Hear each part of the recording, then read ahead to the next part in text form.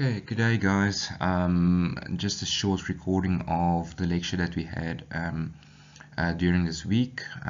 This is just to explain one or two things, and also there was a small mistake on the last slide which I just rectified. So I'm quickly going to run through the items that we discussed. So what we discussed in this lecture was basically what's the difference between profit and your cash flow. So we had one project where we had a couple of perimeters. So we had our perimeters at it was a project for 4,000 square meters of brickwork, and we had our perimeters of a start-off capital amount of 200,000. We calculated our cost at 327,000 for the actual work per square meter, and then our teams can produce 1,000 squares of brickwork per month, and we want to make 10% profit on this project. Okay, so that's one of our objectives, and our overhead cost is 10,000 rand per month. There's one or two other cost items which we will discuss as we go through the example, like our labor cost, our plant cost, and that type of things, but we'll have a look at it later on.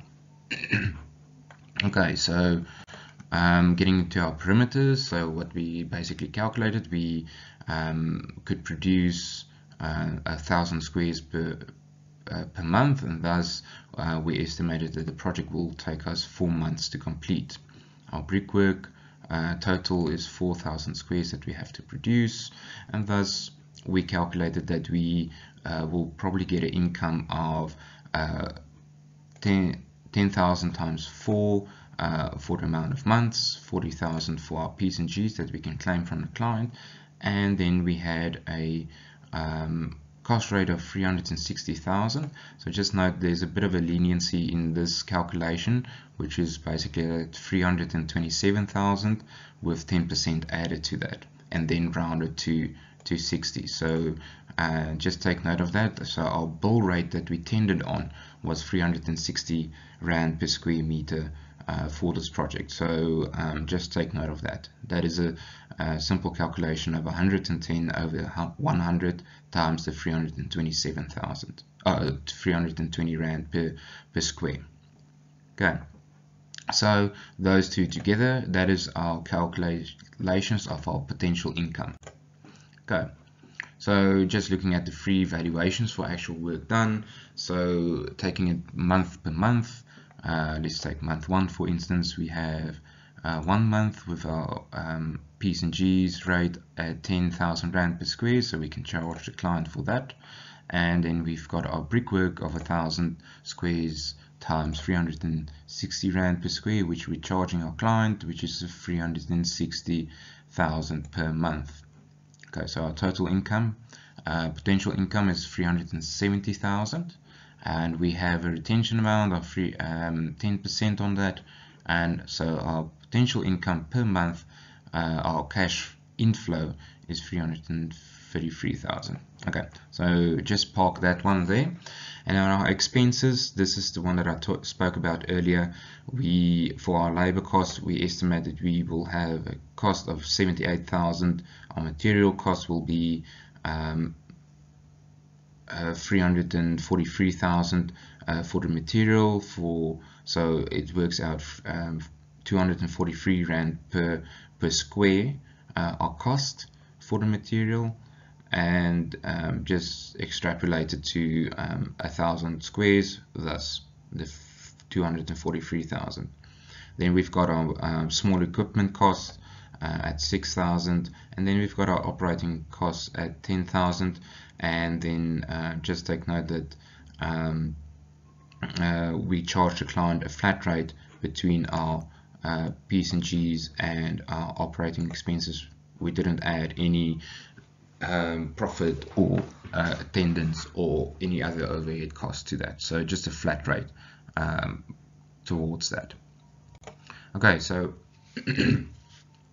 first we look at our profit. the easy one to calculate. So our profit is, ideally, this is what our income would be, or potential income. Okay, so we have a income per month of potential income of 370,000. This is calculated without taking off your retention, not taking into account that there's a lead time of 30 days for payment after the invoice has been produced, and so on. So for profit, it's a very straight line calculation of, this is my income for that month, what I can charge the client, and then deducting our expenses. Okay, I think it's very self-explanatory. Our income, potential income for that month is 370,000, which we calculated in the previous slide, and then our cost of sales, which we also calculated in the previous slide, and also our operating expenses. So just getting to an income statement, as we had in our first lecture, basically your income would be all your incomes added together, which amounts to the 1.48 thousand here, and then our expenses, which is added together to get the 1.308 here. Okay, and thus our gross profit is calculated from our sales minus our cost of sales to get our gross profit. Okay, and then we add to the mix our operating expenses here to get our operating expenses here, and thus our profit before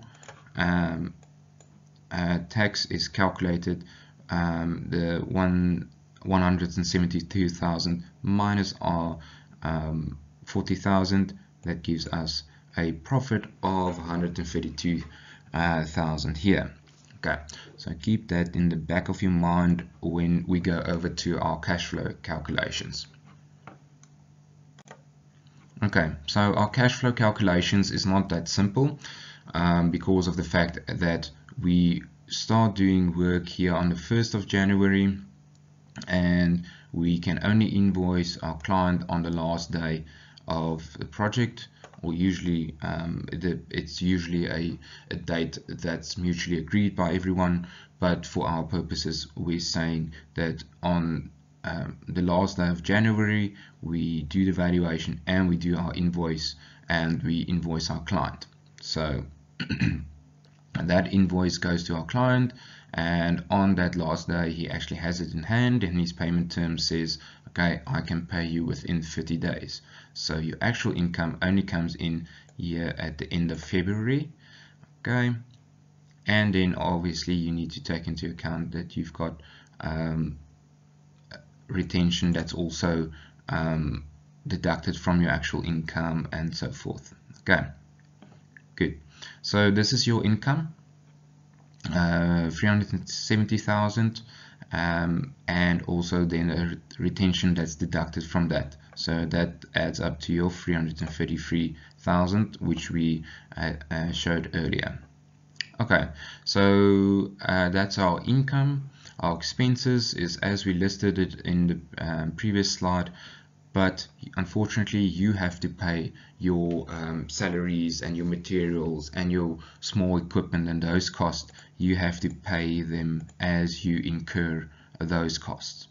Okay, your operating expenses you also have to pay.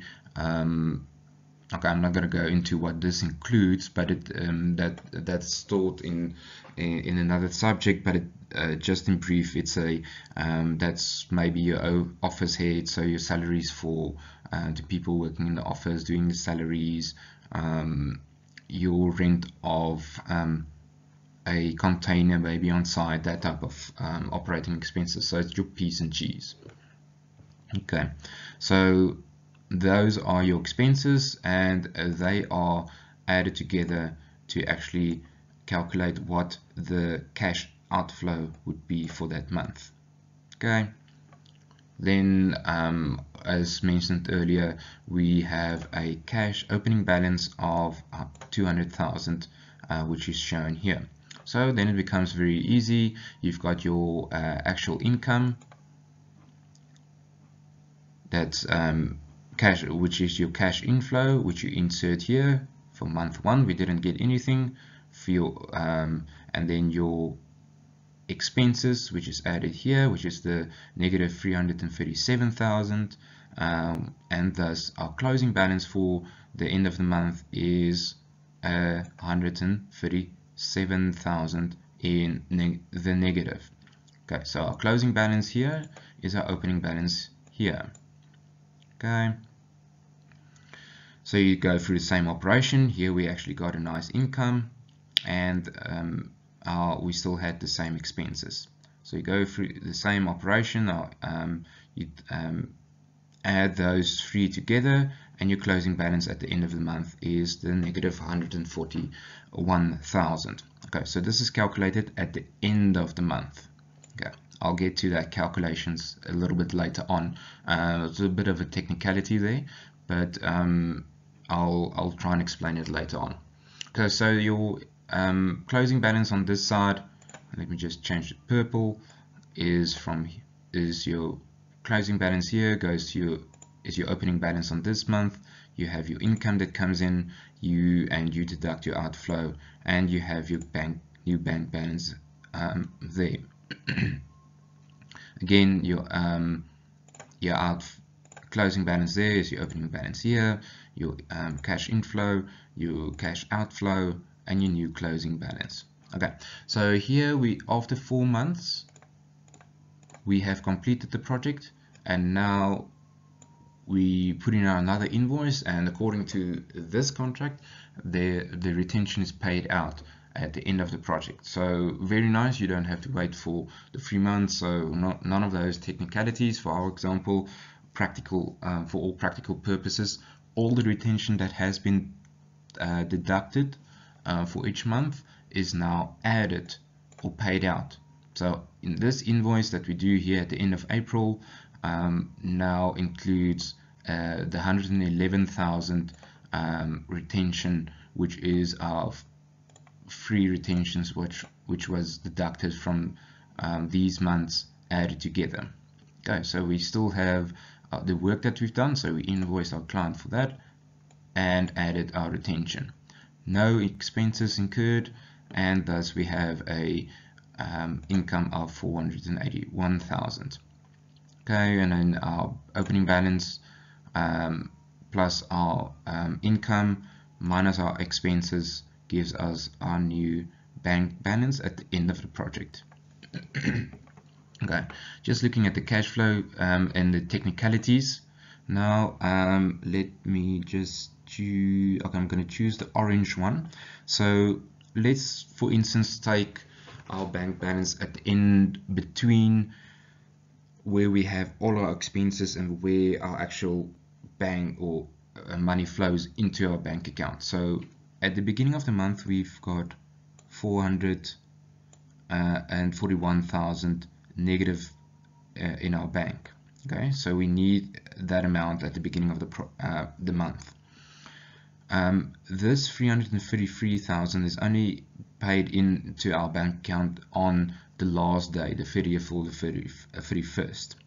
Okay, before then, on the 25th, we have all our expenses going out. So this is the 327,000. We've got salary, our labor salaries, our material that we had to pay, our equipment costs, and so on. It goes off on the 25th. Thus, the amount of money that we have to have in our bank account is the 141,000 plus the 37,000 here, which gives us the 478,000 that we need here. Okay, so that's on the 25th. On the 30th, we only need 145,000. Okay, easy way of explaining that is if you get your salary paid into your bank account maybe on only the 5th of the month, but you have all your deductions going off of your bank account on the 1st of the month, you have to make sure that you have enough money in your bank account to actually carry all that deductions. Okay. Very easy way of getting over that is having a bank overdraft, taking out a loan, having a credit other credit arrangements with your bank account or so. So that is how that 478,000 is calculated. Okay, so that was if all goes well. That is what the scenario is. So let's just sketch another picture. If, for instance, we have a low production, so in January we have 700 squares, February only produce 800 squares, in March only we actually get to our target of 1,000, and April again a target of 1,000, and then now we have to add another month of work, and we only have to produce 500,000 or 500 squares to actually complete the project, but still we added another month to this project. So let's see what the implication is. So let's look at what our cash flow is. So in month 1 we didn't get our income as we should, and then we still had our expenses. So please note that now we're only producing 700 squares. So our first month the production went down, so our material cost also went down. We unfortunately had to pay all our labor and our small equipment and so on. And then now we've gone over the project period, so please note that I added another line here of penalties, but you will see that no penalties were added. Quite a lenient client for this scenario. He was very lenient towards the contractor, and nothing was added. Okay, so we do our calculations. In our first month we only produced 700 squares, and thus we our income goes down.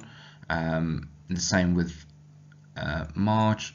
In April we actually get to our production, or in March we get to our production, and thus our payment in April is what we saw in the previous example, and the same here. Okay, and then we need to take note that another month was added, and with the 500 squares, so our income here was 180,000. Okay, you will see that our retention amount paid out here at the end of the project is actually now more, simply because there was more deductions made during the project. Okay, so that's our income for our project, our income cash flow. Now we calculate what our actual outflow is. So what we do is the same as before. The only thing is we now calculate what our expenses are. So our expenses actually went down for each month, but we added another month, and we also added operating expenses here of 10,000. Please note, when you do calculate these calculations, you can only claim 4 months worth of P's and G's. You can't add another month of P's and G's here because that's outside of the contract. Okay, you only quoted that it will take you 4 months, and you only budgeted for that 4 months, and on your in your bill, thus you can't claim more than you actually put in there. Okay, although your operating expenses will be incurred, and thus you add another month of expenses here.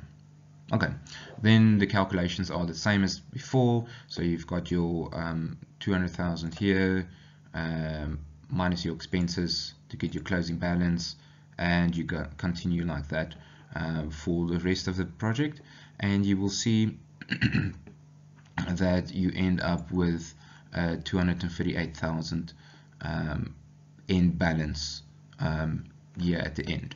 Just looking at what your cash flow is, now you can see that your cash flow, it had quite a impact on your cash flow on the same or let's look at the 25th of April, what your cash flow was. Again, just the last month before, the second last month of your project, you had to have 522,000 cash in hand, and it's a calculation of your 185,000 plus your 333,000, and that's the amount of cash that you had to have in hand on the 25th. Okay, on the last day of the month, the 30th, you only had to have 189,500. Okay, so that's as per the previous explanation. So let's see what the implication is of all of this. So what we've got is we still have our sales. This is the original one. So just to compare this, so we had our profit calculated at 132,000. So this is the original one. Now let's see what the impact was at the end of May with the low production. Okay, so we still had the same amount of income, but our cost sales went up, and thus our gross profit went down, and our operating expenses went up because, okay, this is a mistake, this should actually be 5 because we added that extra month. Okay, and then our profit before tax thus went down to 38,000, and this is a 71% reduction in our profit. Okay, I think this is fairly self-explanatory.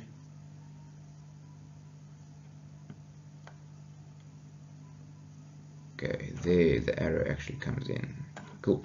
Okay, going to our next slide. Next scenario.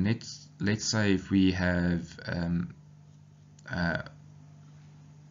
overvaluation, where we actually charge the client more, and we have a relative low production. Okay, and what will be the impact of this? So we go through the same scenario, we calculate what our actual income is. Don't worry guys, I will provide the all the Excel spreadsheet is provided, so you can see how all of these amounts are calculated, and because of the actual production rate. So this is the 800 square or the 1200 squares times the 360, that calculation, and then as per the previous slide, and then your retention is based on the above. Okay, good. Same scenario here, your retention is paid out here, and note that there's no income here because you've claimed everything in the previous month, so just take note of that. Okay, and then your expenses is calculated accordingly. So you only pay for 800 squares of brickwork, so thus this one also goes down from the previous examples, or from the first example, and yeah, so that's basically it. You've got your calculations for your cost here, but now you will see that there's a penalty that was incurred on the project because of the late completion. The client realized, but you were overclaiming, and thus he wasn't very impressed with it, and thus he said, no, Mr. Contractor, I'm not going to be very lenient towards you. I'm going to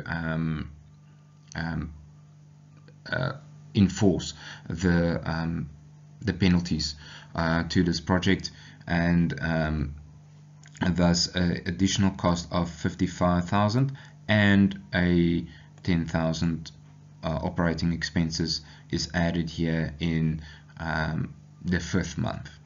Okay, then the same motions, you calculate your opening, closing balances, and so on, but you will see that your cash flow is much better on this project. Okay, and you will see this one is calculated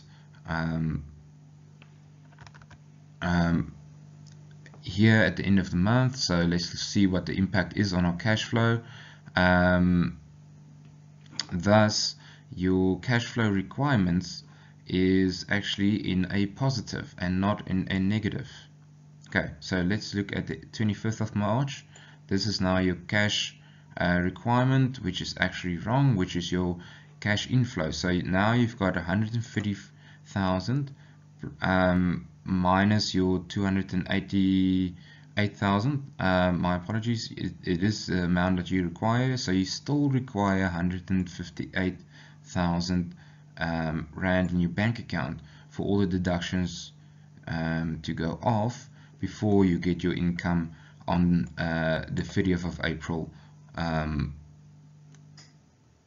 of the month. So you still need cash in hand, even though it seems like your cash inflow is positive from the second month.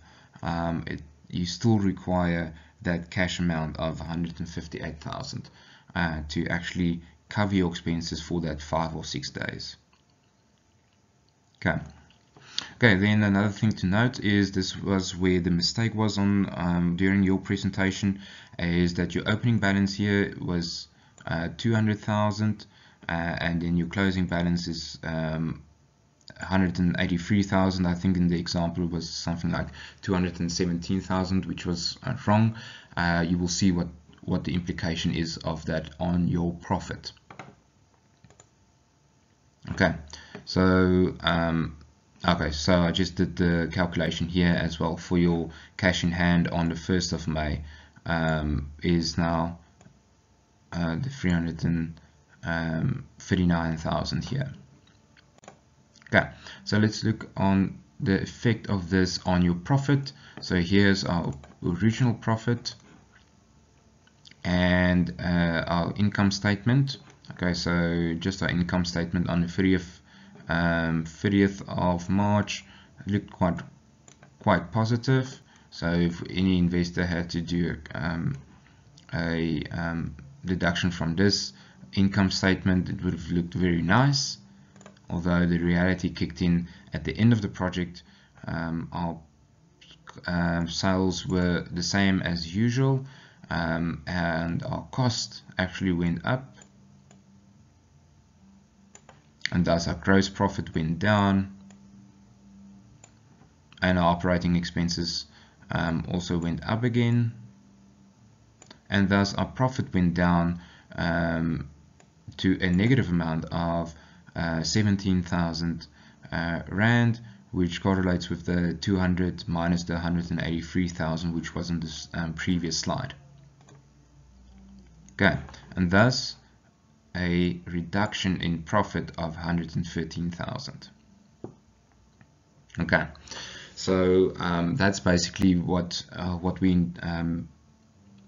we covered in our lecture. So the difference between your profit and your incomes, your profit and your cash flow, and this is the two scenarios. So this is what we have that we will do, and we will build on this as we go along in our examples during the semester. And your task is going to be a similar thing like this with 1 or 2 parameters added to it. Okay. Then the last thing that I just mentioned is you can just page through this example. We'll still get to this, but this is another way of showing it, where you have your actual income and cash flow on a project, and this is the example that was given. So you've got your month, your cumulative value, this is your bill value, and then you've got your actual cumulative cost, yeah, and then you your actual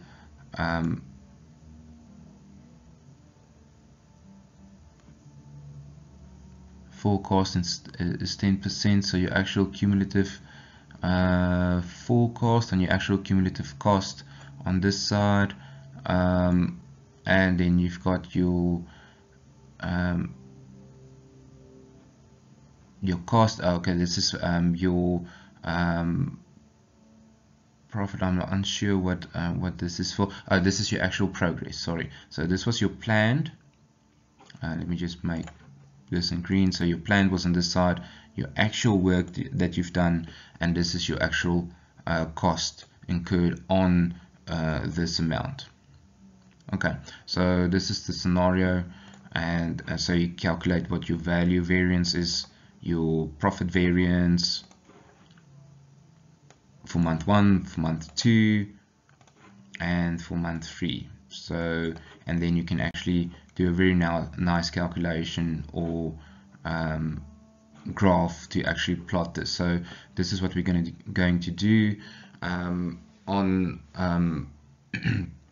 during the semester. So we will have a look at 1 or 2 graphs like this. I think on the Excel spreadsheet that I'm going to share, we'll actually have on our examples that we discussed earlier, we will have the graphs plotted on there. But the main thing is we will be able to calculate our time variance, and we will be able to calculate our value variance.